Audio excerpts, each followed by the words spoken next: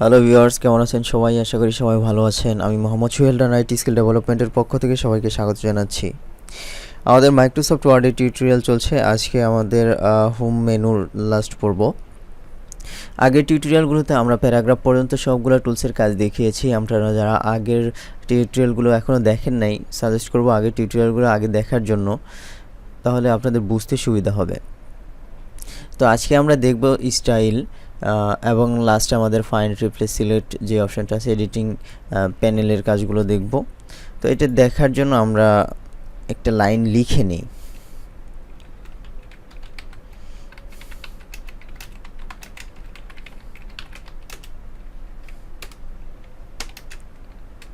আরেকটা সেন্টেন্স লিখে নিচ্ছি, ক্যাপিটাল অফ বাংলাদেশ। ওকে, আমি লেখাগুলোকে একটু বড় করে নিচ্ছি বোঝার সুবিধার্থে। আমাদের আসলে এইখানে স্টাইল যেগুলো দেওয়া আছে এগুলো আপনি চেঞ্জ করলে আলাদা আলাদা কিছু স্টাইল, আপনি স্পেসিফিক কিছু স্টাইল পাবেন, যে স্টাইলগুলো আপনি এখান থেকে আমরা যেভাবে শিখিয়েছি, বড় করা, কালার করা, ব্যাকগ্রাউন্ড করা, বর্ডার করা, এরকম কিছু স্টাইল এইখানে রেডিমেড করা আছে। আপনি এগুলো ইউজ করতে পারবেন চাইলে। আর আপনি এগুলো ইউজ করতে না চাইলে নর্মালি রেখে আপনি এখান থেকে আপনার ইচ্ছা মতো আপনি এগুলোকে চেঞ্জ করে নিজের মতো করে স্টাইল করে নিতে পারেন। সেক্ষেত্রে আমরা এইখান থেকে দেখি কোনটার কি স্টাইল আসে। নো স্পেসিংয়ে দেখুন কি কেমন স্টাইল আসতেছে। আপনি এগুলো প্রত্যেকটা একটার পর একটা চেঞ্জ করে করে দেখবেন, প্রত্যেকটার জন্য আলাদা আলাদা কিছু স্পেসিফিক স্টাইল দেওয়া আছে। এই স্টাইলগুলো আপনি চাইলে এখানে ইউজ করতে পারেন। টাইটেলের জন্য আমাদের এখানে এই স্টাইলটা আছে, পরবর্তী সাবটাইটেলে এরকম স্টাইল আছে। এগুলো যেইটা আপনার ভালো লাগে আপনার প্যারাগ্রাফের ভিতরে বা আপনার ডকুমেন্টের ভিতরে আপনি এগুলো কি চাইলে ইউজ করতে পারেন। এখানে আলাদা আলাদা কালার করা, বর্ডার করা, দেন আন্ডারলাইন করা কিছু স্টাইল আছে এখানে। এগুলো আমরা চাইলে নিজেরাও করে নিতে পারি নিজেদের মতো করে। ওকে, এগুলো দেখবেন, দেখার পরে আপনার যদি কোনোটা পছন্দ লাগে সেক্ষেত্রে আপনি এগুলোকে ইউজ করে দিতে পারেন। দেখুন আমি একটাকে ইউজ করে দিলাম, সেক্ষেত্রে আমার এটা কিন্তু স্টেবল হয়ে গেছে। ওকে, নর্মালি রাখছি আমি।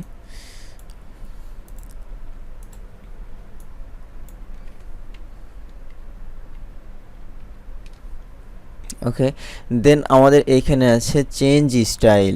এইখানেও কিছু স্টাইল দেওয়া আছে। এখানে স্টাইল, এই স্টাইলগুলো দেওয়া আছে, এগুলো আপনারা চেঞ্জ করে করে দেখতে পারেন।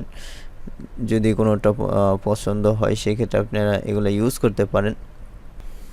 ওকে ভিউয়ার্স, দেখুন আমাদের লেখাটাকে আমরা এইখানে টাইটেল যে স্টাইল আছে টাইটেল স্টাইলে সিলেক্ট করে নিয়েছি। সিলেক্ট করার পরবর্তীতে যদি আমরা এখান থেকে কালার যেগুলো আছে এগুলো চেঞ্জ করে করে আপনি দেখতে পারেন। দেখুন আমি এক একটা কালারের উপর নিচ্ছি কার্সর, আর কিন্তু এখানে অটোমেটিক আমার কালারগুলো চেঞ্জ হয়ে যাচ্ছে। আপনি আপনার ইচ্ছা মতো আপনি কালারগুলো চেঞ্জ করে এগুলোকে ইউজ করতে পারেন। এগুলো ইউজ করে করে দেখবেন যেটা আপনার ভালো লাগে এটা আপনি রেখে দিবেন। আপনি এখান থেকে নিউ থিম কালার ক্রিয়েট করতে পারবেন, আপনি নিজে নিজে কালার ক্রিয়েট করে দিতে পারবেন। সেক্ষেত্রে আপনাকে এখানে গিয়ে কিছু অপশন ফিল আপ করতে হবে। ওকে, সেগুলো দেখাচ্ছি না, কারণ হচ্ছে এখানে রেডিমেড অনেকগুলো কালার আছে, আপনি এগুলো চাইলে ইউজ করতে পারেন, অথবা এখান থেকে ইউজ করতে না চাইলে আপনি এইখান থেকে নিজের ইচ্ছা মতো স্টাইল করে নিতে পারেন। দেন হচ্ছে এখানে কিছু ফন্ট আছে, আপনি ফন্টের স্টাইলও এখান থেকে চাইলে চেঞ্জ করে নিতে পারেন। দেখুন আমি একটা একটা চেঞ্জ করছি, এখানে কিন্তু একটা চেঞ্জ হয়ে যাচ্ছে অটোমেটিক। তো আপনি চাইলে এগুলো যেটা ভালো লাগে আপনারা ইউজ করতে পারেন। আমাদের পরবর্তীতে যে জিনিসটা আছে সেটা হচ্ছে ফাইন্ড অপশন। ফাইন্ড অপশন, এইখান ফাইন্ড নিয়ে একটু কথা বলবো, কারণ অনেকটা সময় আমাদের ফাইন্ডটা কাজে লাগে। কারণ হচ্ছে যে ফাইন্ডটা দিয়ে আসলে আমরা কি করি, ফাইন্ড দিয়ে সাপোজ আপনার ডকুমেন্টে অনেক লেখালেখি করতে পারেন, আপনি অনেক ক্যারেক্টার থাকতে পারে, সেক্ষেত্রে স্পেসিফিক কোনো ওয়ার্ড বা স্পেসিফিক কোনো লাইন যদি আপনি খুঁজে বের করতে চান, আপনি এইখানে একটা একটা লাইন ধরে ধরে খোঁজা সেটা কষ্টসাধ্য। তো আপনি এইখান থেকে যদি স্পেসিফিক কোনো ওয়ার্ডকে বা স্পেসিফিক লাইনকে খুঁজে বের করতেন, সেটা এইখানে লেখার পরে আপনি এখানে ইন্টার প্রেস করলে আপনি কিন্তু সেটা সফটওয়্যার নিজে আপনাকে খুঁজে দিবে। সাপোজ আমরা এইখান থেকে যদি হোমল্যান্ড কথাটা খুঁজে বের করতে চাই, হোমল্যান্ড এখানে লিখলাম, লেখার পরে ফাইন্ড নেক্সট দিলে সে কিন্তু হোমল্যান্ড খুঁজে বের করে নিয়ে চলে আসছে। তো এইভাবে আপনি যদি আপনার ডকুমেন্টে লাখ লাখ লাইনও থাকে, আপনার সেইখানে যদি হোমল্যান্ড লেখা থাকে, আপনি এখানে হোমল্যান্ড লিখে সার্চ করলে কিন্তু সে এখানে হোমল্যান্ড আপনাকে বের করে দিবে। দেন পরবর্তীতে আমাদের যে অপশনটা আছে রিপ্লেস অপশন।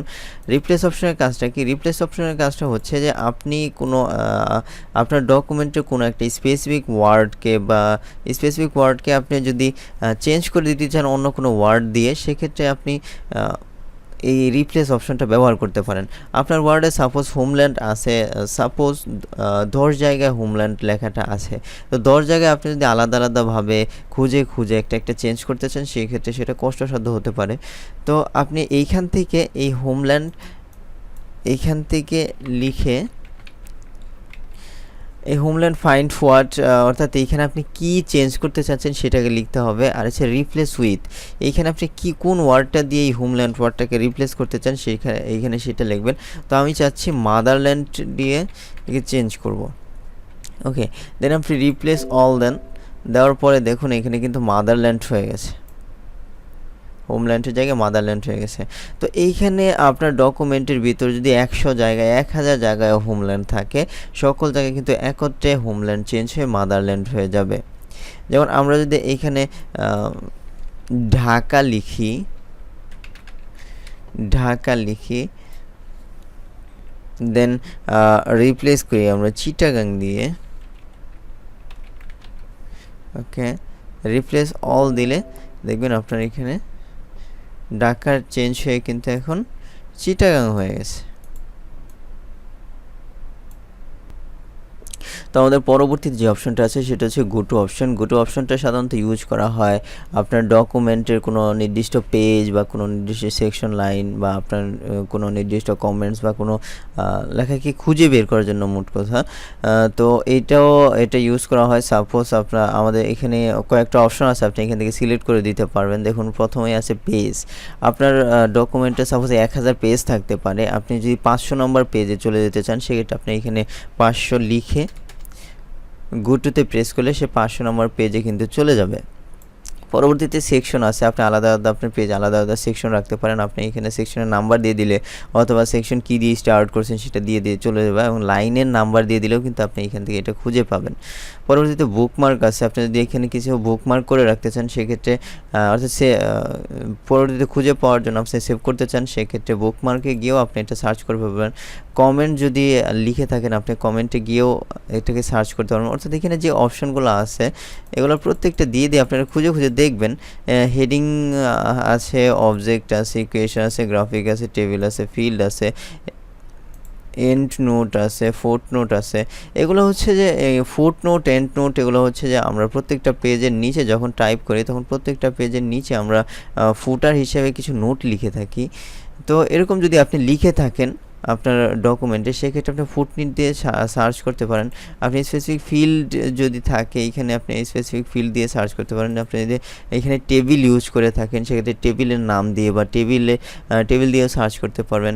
এখানে যদি আপনি গ্রাফিক্যাল কিছু ইউজ করে থাকেন বা সেক্ষেত্রে গ্রাফিকের নাম্বার দিয়ে এটা সার্চ করতে পারবেন।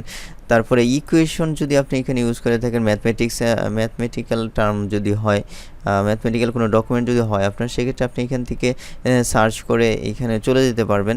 দেন কোনো স্পেসিফিক অবজেক্ট যদি থাকে, সেক্ষেত্রে অবজেক্টের নাম দিয়ে এখানে চলে যেতে পারবেন। আর যদি হেডিং ইউজ করেন তো হেডিং দিয়ে এখানে চলে যেতে পারবেন। আর কখনো চলে যাওয়ার পরবর্তীতে আবার ফিরে আসার জন্য এখানে প্রিভিয়াস অপশন আসে, প্রিভিয়াস অপশনে আসলে আপনি আবার আগের অবস্থানে ফিরে আসতে পারবেন। তো ভিউয়ার্স, এই ছিল আমাদের হোম মেনু পর্যন্ত। আমার মনে হয় সব কয়টা বিষয়, সব কয়টা টুলস এখানে ক্লিয়ার হওয়ার কথা। বাকি কোনো টুলসে যদি প্রবলেম থাকে, সেক্ষেত্রে আপনি আমাদের জানাতে পারেন, আমরা আপনাকে ফার্দার হেল্প করব ইনশাল্লাহ। আর নেক্সট টিউটোরিয়াল থেকে আমরা ইনসার্ট মেনুতে চলে যাব। ইনসার্ট মেনুতে অনেক সুন্দর কিছু কাজ হবে ইনশাল্লাহ, আশা করি সবাই সাথে থাকবেন।